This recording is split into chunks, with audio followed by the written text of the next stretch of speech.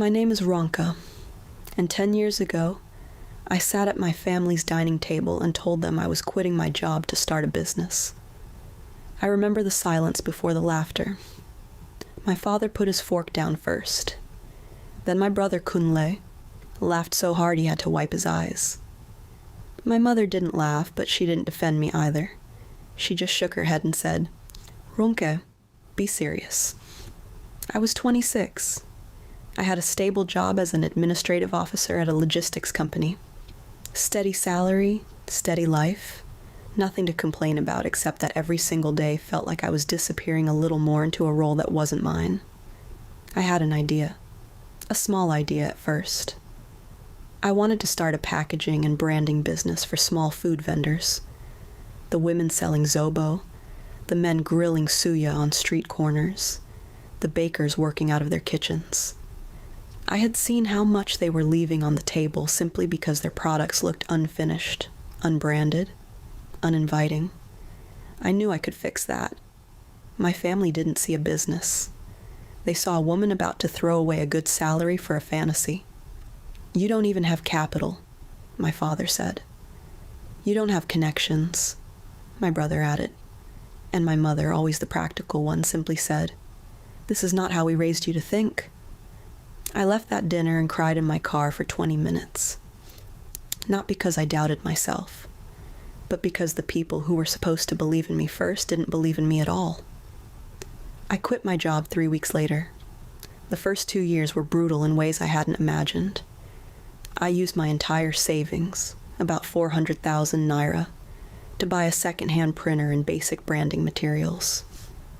I taught myself design from YouTube videos at midnight after knocking on doors all day, trying to convince food vendors that better packaging meant better sales. Most said no. Some laughed, the same way my family had. A few, a stubborn few, said yes. Mama Ngozi, who sold moin moin from a small stall near the market, was my first real client. I designed her labels for free, just to prove it would work. Within a month, her sales had visibly increased. Customers who never noticed her stall before started stopping, drawn in by clean, professional packaging that made her food look like it belonged in a proper store. She told 2 other vendors. Those 2 told others. By year 3, I had 12 paying clients. By year 5, I had built a small team.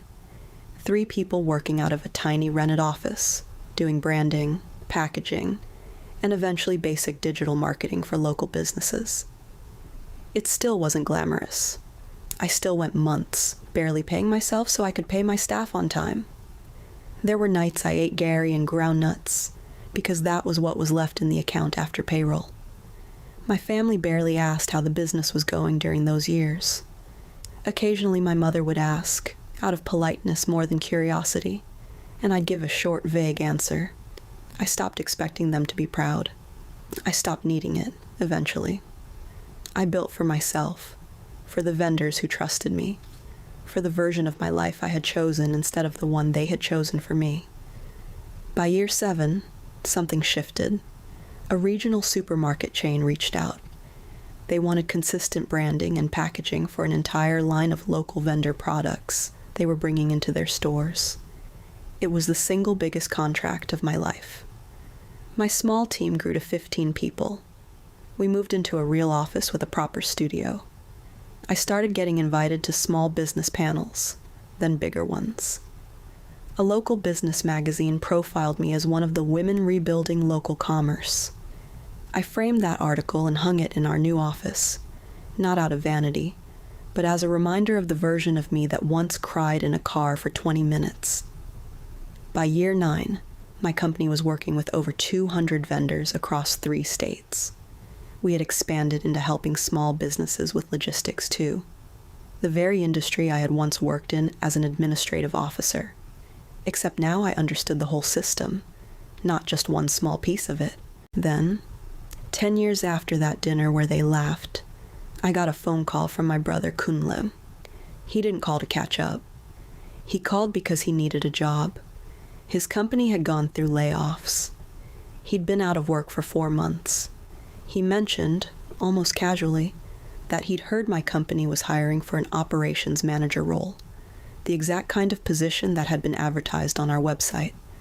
He asked if I could put in a word. I sat with the phone in my hand longer than I meant to, not out of spite, out of something closer to disbelief. The same brother who had laughed until his eyes watered was now asking me. The woman he'd told didn't have connections, didn't have capital, didn't have what it takes to give him a chance inside the very thing they all said would fail. I didn't say yes right away. I told him the position required an interview like anyone else, and that I would not be the one conducting it. My HR team would evaluate him fairly, the same way we evaluated everyone. He got the interview. He didn't get special treatment, and he didn't need it. He was genuinely qualified. He got the job on merit, evaluated by a team I had built, inside a company I had built, from an idea they had all laughed at across a dinner table a decade earlier.